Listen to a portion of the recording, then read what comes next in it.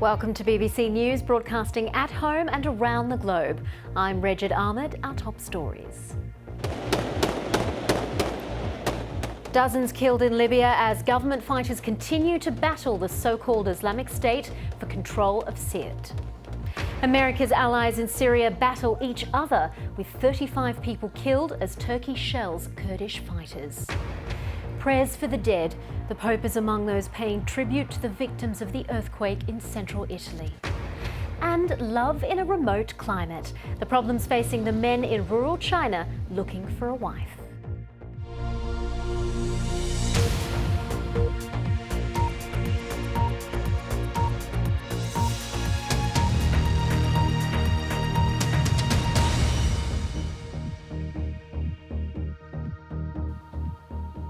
Welcome. We start in Libya, where at least 34 government fighters have been killed and 180 wounded as the battle against the so-called Islamic State for control of the city of SIRTE continues. Forces loyal to the UN-backed unity government have been moving into the last districts of SIRTE controlled by IS in the latest stage of an offensive that began in May. Nomia Iqbal reports. Well, earlier I spoke to Amanda Kadlec, who was an analyst with US Special Operations Command Africa, and she explains what's happening in SIRTE and says militia from Misrata are involved. Misratans have fought back IS into one district in SIRTE, in District 3, mostly residential. What's interesting about it now is that the residents of SIRTE are fighting along with Misrata, something that may not have taken place when Misrata first began fighting in SIRTE. They've lost considerable amounts of fighters since the fighting began. Today's losses are major, but it's more the cumulative effect of the losses they've incurred over the past couple of months that are significant.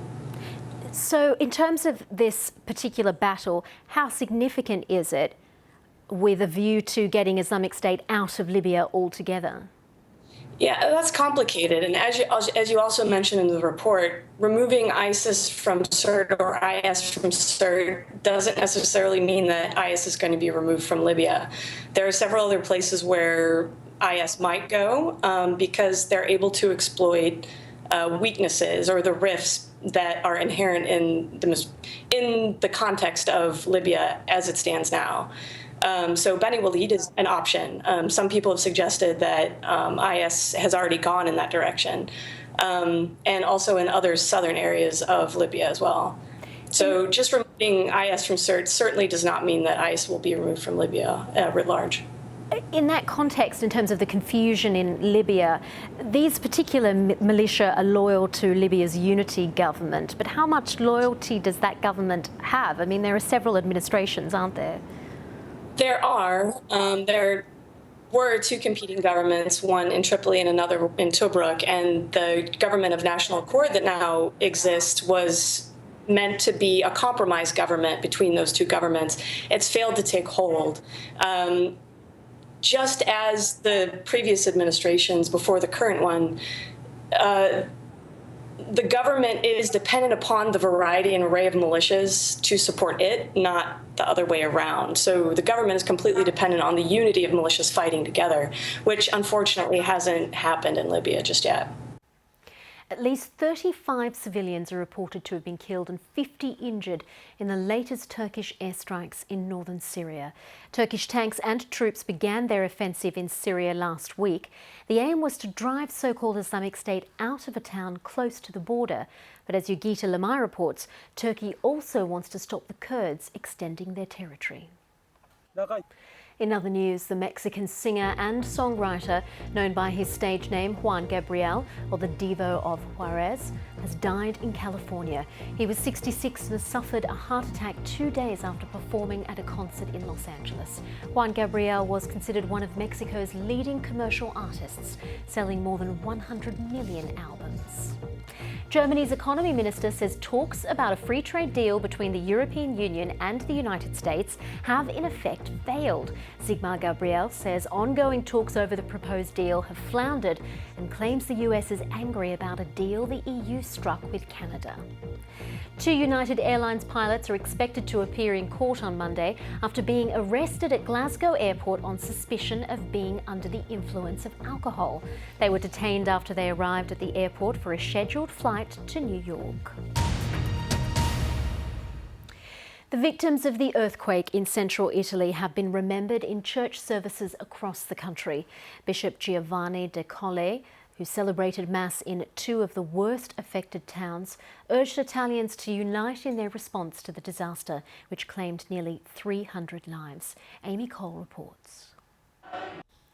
After more than 50 years of conflict, Colombia's largest rebel group, the FARC, has announced it won't be fighting the state anymore. The FARC leader, known as Timochenko, has ordered all its fighters to observe a conclusive ceasefire, which comes into effect at midnight local time. The historic announcement is the culmination of 4 years of peace negotiations. The conflict has left an estimated 260,000 people dead and millions internally displaced. Well, stay with us on BBC News, still to come. Feeling bullish, why ox racing is the sporting event of the summer in southern Germany.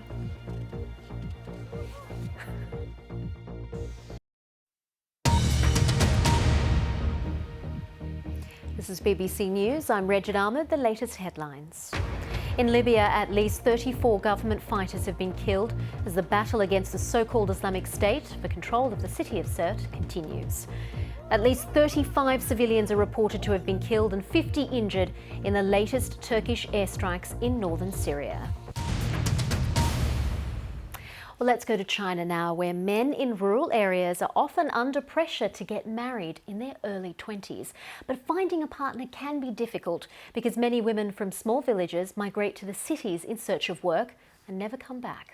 The BBC travelled to a village in the Anhui province to hear the stories of men struggling to lose their bachelor status. And that report from Anhui province in eastern China. Now, this is not something I would be game enough to try. A team of scientists has just completed an unusual experiment to find out what it would be like to experience life on Mars. They lived in isolation for a year on a volcano in Hawaii, chosen as a location because its terrain is similar to that of the Red Planet. Russell Trott reports. It is 100 years since the founding of the British Naval Force, whose boats became known as the Spitfires of the Seas. The Coastal Marine Force began as a fleet of high-speed torpedo boats in the First World War.